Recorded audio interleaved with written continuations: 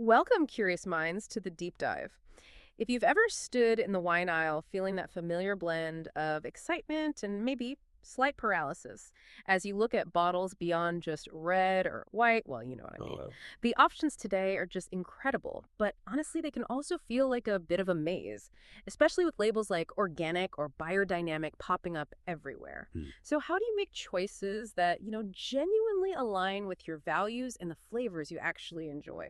That's really our mission for this deep dive. We're digging through the sources to clarify the big distinctions between organic and biodynamic wines. We want to pull out those key nuggets of knowledge that will make navigating this whole exciting world much, much clearer for you. Because, look, there's a fundamental difference, almost like an evolution in philosophy between the two. And once you grasp that, I think it changes everything. Okay, let's unpack this. Let's get to the heart of what these labels really mean. Yeah. And what's really fascinating here, I think, is that the core distinction isn't just about what's in the bottle itself. It's about the entire philosophy behind how it got there. Organic wine, primarily, it focuses on a deliberate absence. It's about rigorously getting rid of synthetic chemicals in the growing process. Purity through commission, you could say. Biodynamic, though, that embraces a whole complete holistic philosophy. It views the vineyard as a living, breathing ecosystem, and one that's deeply influenced not just by the earth, but also by, well, cosmic rhythms. So understanding this difference, it isn't just about sounding wine savvy. It's really about making choices that reflect your own deeper values, and of course, what tastes good to you. That's a fantastic way to frame it. So, okay, let's start with that foundation then. Organic wine. When we talk about organic in the context of wine, what does that practically mean for the vines, the soil, Hmm. and ultimately what we taste? Well, organic wine signifies a really profound commitment to chemical-free grape growing and minimal intervention from the vine right into the bottle. It definitely starts in the soil.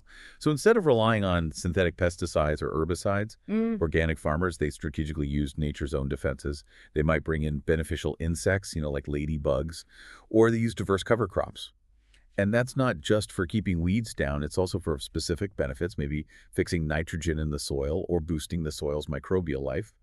And for enriching the soil itself, it's all about composting green manures, building a healthy living soil structure, not just dumping synthetic nutrients on it. Right. And when they do need treatments, they're only using OMRI-approved products. That's the Organic Materials Review Institute. They're an independent body that vets and lists inputs, basically making sure everything aligns with strict organic rules. So it really is about cultivating a thriving ecosystem, not just, forcing grapes to grow. And I imagine that careful approach, it continues once those grapes are picked and head into the winery. Oh, absolutely. The organic principles extend right into the winemaking itself. There are strict limits on chemical additives during fermentation, during aging. Sulfite usage is a really key differentiator here. In the U.S., if a wine says certified organic on the label, it has to contain no added sulfites. Now, naturally occurring ones are permitted. That's unavoidable sometimes. Okay. But EU standards, they're a bit different. They allow for minimal additions. That's an important thing to know if you're buying European wines. Good point. And many organic producers, they also lean towards using natural or wild yeasts for fermentation. They believe it lets the true character of the grapes come through more authentically. And the result, what kind of wine does that typically produce? The result of this very deliberate process, often wines that show bright, precise fruit flavors, clean finishes, they tend to offer a really clear expression of the grape variety, that sort of vibrant freshness. Here in the U.S., you'll spot these with the familiar USDA organic seal. That level of intention makes a lot of sense. But okay, for someone standing there in the wine aisle, what's the most compelling reason to actually reach for an organic bottle? Is it mostly about health, or is there something broader going on? Well, reducing chemical exposure, that's definitely a driver for many people, sure. Yeah. But the appeal of organic wine, it really stretches much wider than that. Environmentally, for instance, organic vineyards are increasingly seen as these kinds of microclimatic refuges.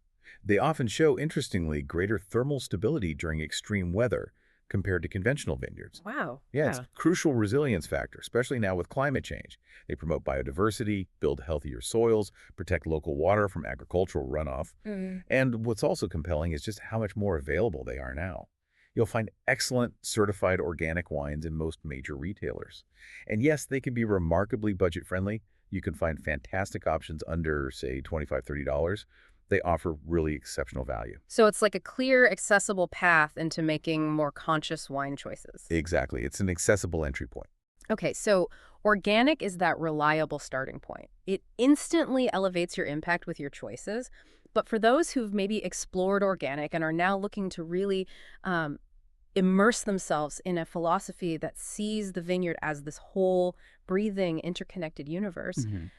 that's where biodynamic wine comes in. And this is where I think things get really intriguing for a lot of wine lovers. Uh, What makes biodynamic so different, even more holistic? right, this is where we dive into a much deeper, almost you could say ancient philosophy.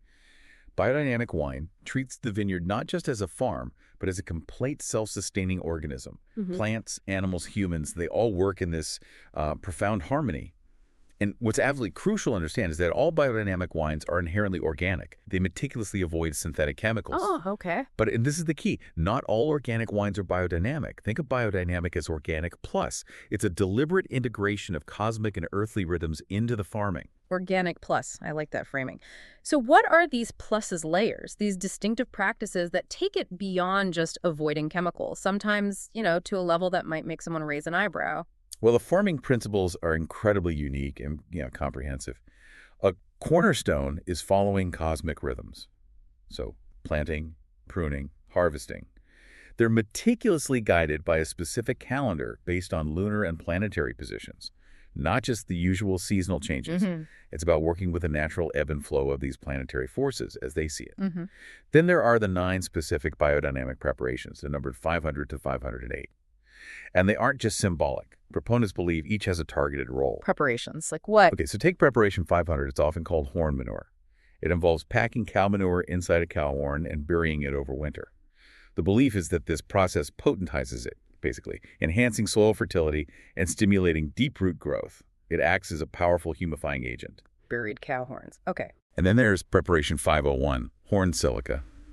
Finely ground quartz, also prepared in a horn, exposed to sunlight, then sprayed on the vines. This is thought to improve how the plant integrates light, strengthen its immunity, and even enhance fruit ripening and flavor. It's like, well, it's a kind of farm alchemy, really. Farm alchemy. Yeah, I can just imagine the dinner party conversations trying to explain that one. Ah, indeed. It certainly sounds like a profound connection to nature and a very hands-on, maybe even mystical approach to some. But for some listeners, that mention of cosmic rhythms might, as I said, raise an eyebrow. How do the people who practice this bridge that more, let's say, ethereal aspect with the tangible results they claim to see in the wine? That's a really great question, and it gets to the heart of the philosophy.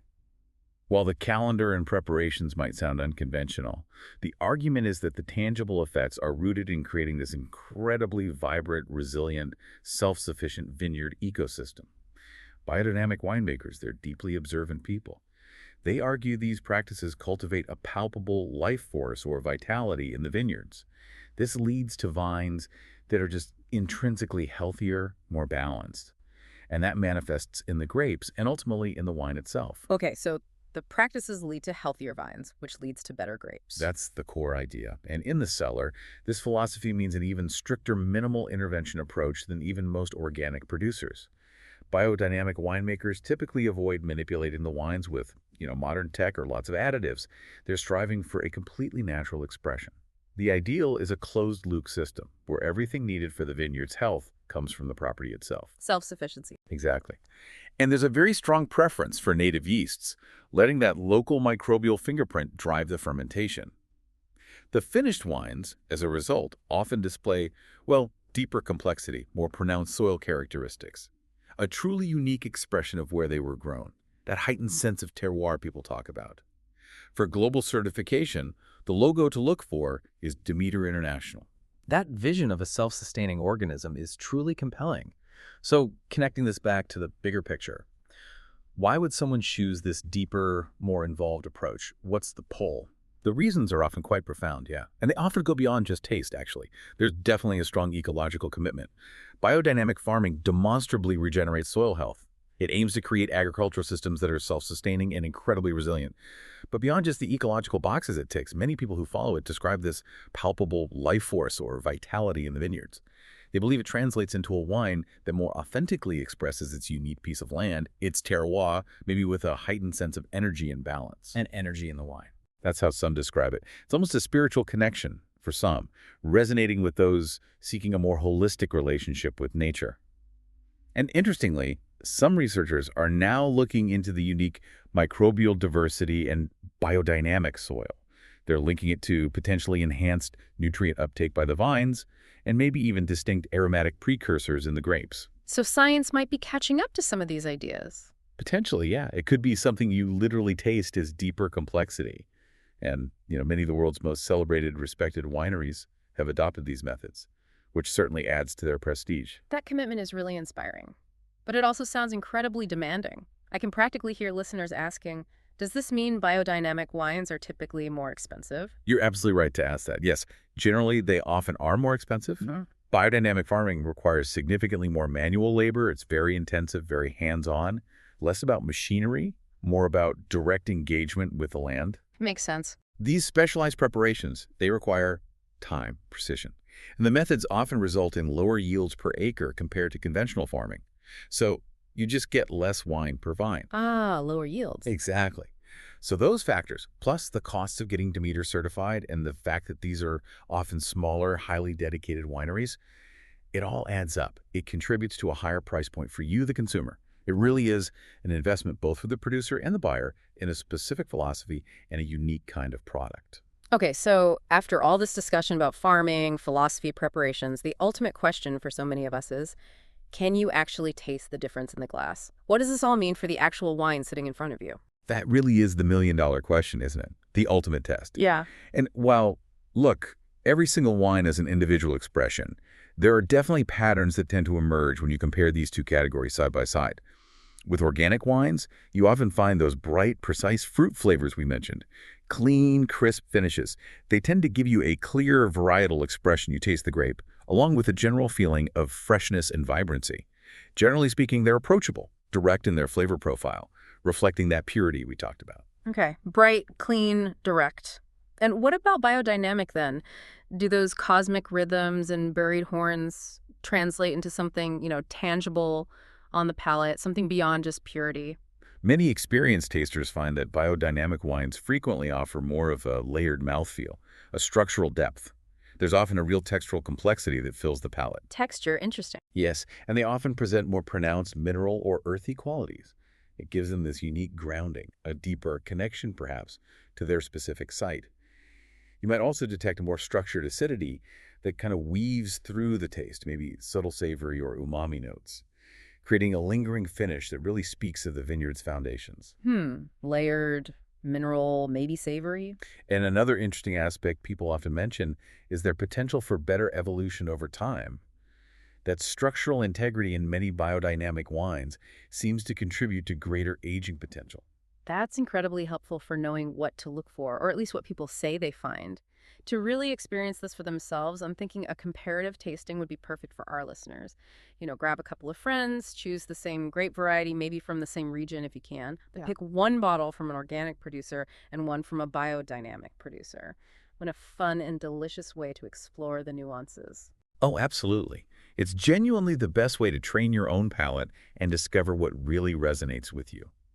And a few common questions always seem to pop up in these kinds of discussions, like, are all biodynamic wines organic? Right, we covered that, yes, inherently. Exactly. They meet or exceed organic standards. Then, do they taste better than organic wines? And that's personal preference, right? Yeah. Purity versus complexity, maybe. Totally personal preference. Some prefer that pure, unadorned expression of organic. Others really seek out the complexity and depth they find in biodynamic. Yeah. We also touched on the cost, yes. Typically more expensive due to the labor and methods. And identifying them. The logos? Yep, look for the certification logos, USDA Organic, the EU Organic Leaf, or the Demeter logo for biodynamic. It's also worth mentioning there are newer certifications emerging, like Regenerative Organic Certified, which combines elements. And importantly, there are many excellent smaller producers out there practicing these methods meticulously, but without pursuing the costly official certification. So keep an eye out for producer descriptions too. Good point.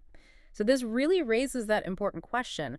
Which sustainable wine path is right for you, the listener? It's clearly not a one-size-fits-all decision, is it? Not at all. Ultimately, the choice really comes down to your personal values, your budget, and crucially, your taste preferences. Organic wines offer that accessible, starting point, wide availability, generally approachable, clean flavors. Great place to begin. If you find yourself drawn to a deeper philosophical connection with nature, and you appreciate wines that maybe offer more distinctive character, more textural depth, then exploring biodynamic bottles might bring a whole new dimension to your wine enjoyment. But I think the key takeaway is that both approaches represent really significant improvements over conventional viticulture. Both promote healthier soils, greater biodiversity, and honestly, they're helping to future-proof our agriculture in important ways. Yeah. What a journey. Through the vineyard, into the philosophy, and finally into the glass. We've unpacked the distinctions between organic and biodynamic wines, from that practical, chemical-free purity of organic to the, well, holistic, cosmic philosophy behind biodynamics. Understanding these differences truly empowers you, hopefully, to make choices that resonate with both your palate and your principles, and just celebrate the incredible variety that's out there in today's wine world. And maybe just one final thought to leave you with, beyond the wine itself. Consider how these philosophies, from focusing deeply on soil health and strategic ecology, right through to considering the subtle influence of cosmic rhythms, how they challenge our broader understanding of agriculture, and maybe even our connection to the natural world as a whole. What might that deeper connection mean for other areas of our lives, beyond just what's in our glass? Certainly a question worth pondering, I think. Indeed it is. There's always more to discover. So our advice, grab a bottle, taste, reflect, maybe share with friends, and just enjoy the journey of discovery.